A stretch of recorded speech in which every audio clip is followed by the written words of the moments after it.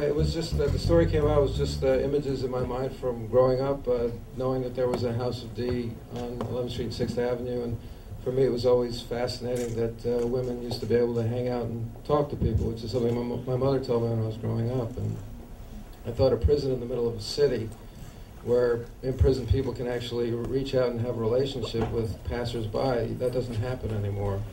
Especially in the middle of New York. It was just an amazing source for drama, and then the whole kind of story just generated from that image, and also the true fact that the prison is now a garden. And I thought, well, how do I write a story that kind of metaphorically encompasses that very true transformation from how does a person who's in prison become a garden in and of themselves? Because I thought if I wrote a movie where a prison becomes a garden and it wasn't true, that would be bullshit, you know. So, but you can look it up. It's true. It's now a garden.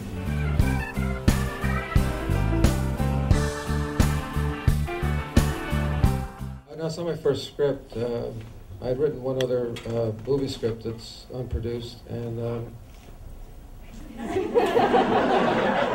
had the good fortune to be able to write and direct a couple X-Files, so I cut my teeth there. And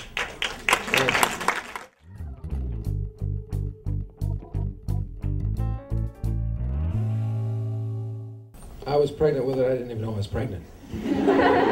For many years, but the actual execution of the script was very quick. Once I was kind of frustrated with getting funds together for this other script that's still unproduced. And, I just kind of whipped this one off. It was just something, I'm going to write this small movie. I wanted to make a movie that I could shoot for $1 million. I thought I actually wrote a movie that I could shoot for $1 million or less, and I was wrong. But now I know, and that's how that came about. It was just something I'll direct this one. I'll try and get that one out. And I was really lucky to be able to bring a story like this and to the screen, because it's not, well, it doesn't have immediate hooks.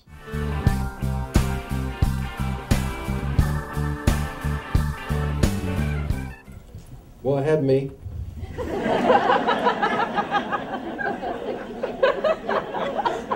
Thank you. Are you including me in that?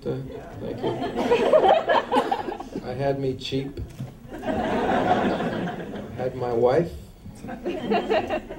Really cheap. And then I had pictures of Robin Williams with a farm animal. No, I sent Robin the script. He was the first person I sent it to, and he responded to it, and bless him, he makes these kinds of movies in between the huge ones in his career when he believes in them, and he was really the driving force. Once Robin signed on, then everything kind of became possible. And to me, the revelation, if there's any, to this movie is Anton Yelchin and Erykah Badu, really, who people...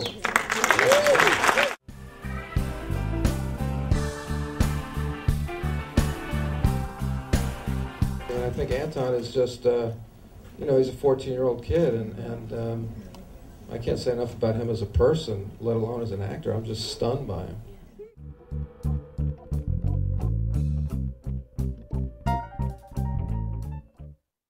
Anton is he's Anton. I mean, if he is like me, it is because Anton is a brilliant young actor who would have done that on his own without me ever saying. The only time I ever said, be like me, is Anton himself has much different hair. And Anton's hair is like the drummer from the Jimi Hendrix Experience. And so the choice was either I get a perm or Anton gets his hair straightened every day. And I was the director, so he got his hair straightened.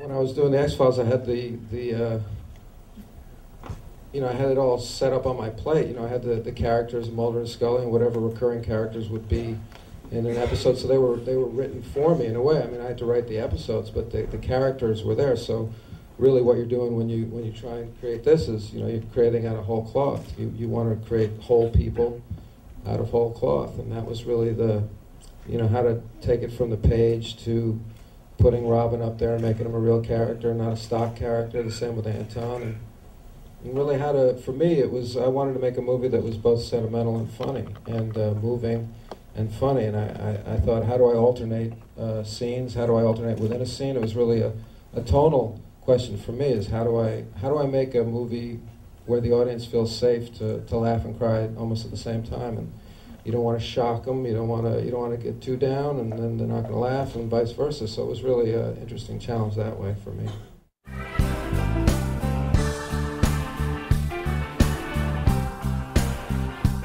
Directing my wife for me was a pleasure and easy, because I think my wife is just an amazing actress, and I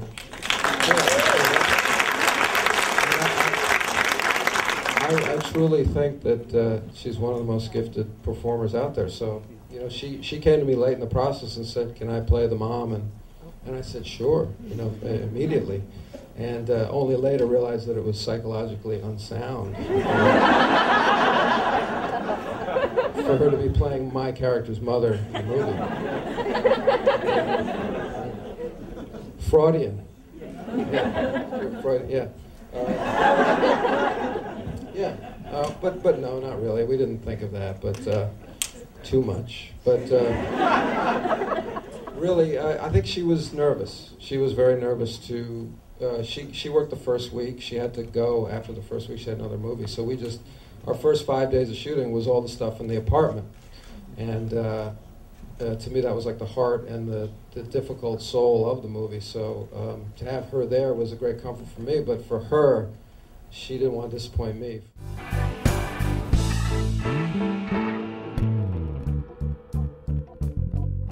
I had good producers to help me in many ways.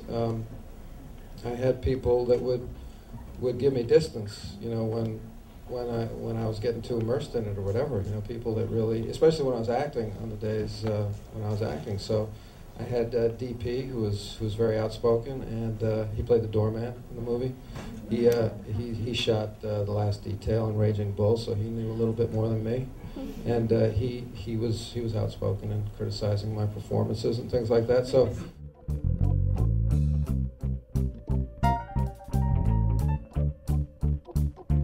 New York was fantastic. The DP that I was talking about, Michael Chapman, had shot there. He's a legendary cinematographer, and he has actually the truth of it is that we were working with the children of the people that used to work for him. So they were completely loyal to us, and they would have killed for us. And New York is hospitable to. I'm a native son, and I was coming back, and they knew that, and it was amazing shooting there. Even the weather cooperated. It was odd. But if you notice, on this budget, shooting period in New York is a nightmare, because for some reason people don't want to act like they're in 1973, that we're not paying.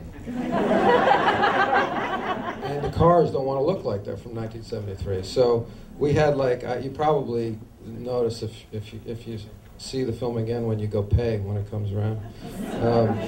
The April 15th. We had 6 period cars that would always hide whatever ugliness, present day ugliness was in the frame, and we'd always put our cars there. And if you look closely, it's the same green Opel almost.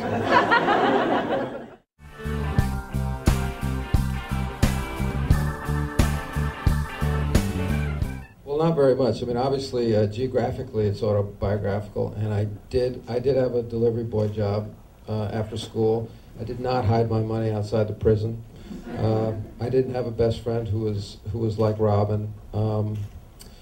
My mother did not kill herself, and I didn't move to Paris when I was 13, only to come back as an adult. But other than that, it's my story up there.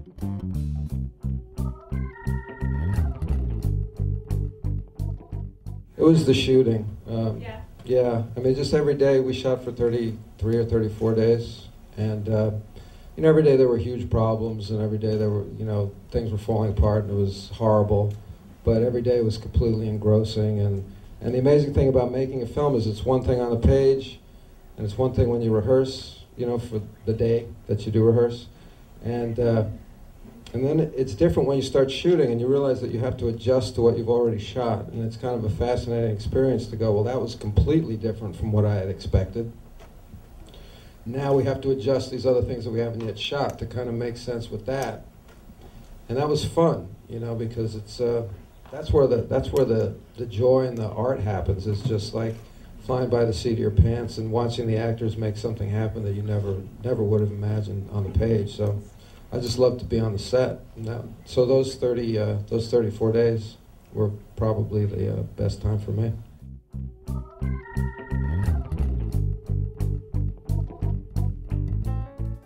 I have a script that I've written that I'm seeking financing for right now.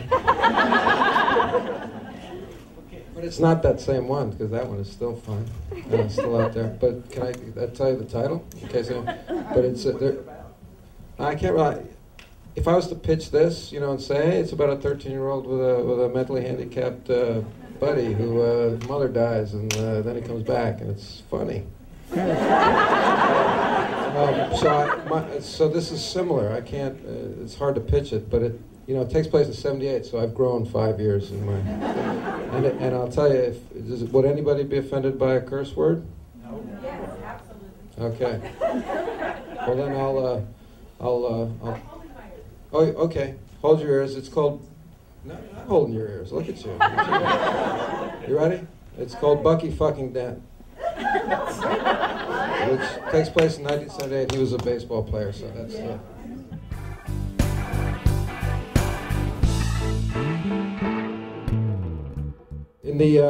In the first part, I don't know. It was my production designer Lester Cohen, who's tremendous. I mean, if you knew, our budget wasn't tiny, but it was small, and he did 1973 New York with very little money, and he also was in charge of getting those drawings for me, and they were terrible and terrible and terrible and terrible and terrible, and then like 2 days before we shot them, they were great. And that's also one of the things about making a movie, is things are terrible and horrible and terrible, and then they're okay, and you shoot them. And I don't know who drew those. They were really magical and wonderful. And the second bit, the more animated, cartoonish sequence, not in a bad way, was Richard Lewis. Are you back? Yes, yes. What's his name? Dave Spafford. Dave Spafford drew those. Former Disney actor. Do you remember who drew the first ones? Good question. Yeah, it is a good question. But, yeah.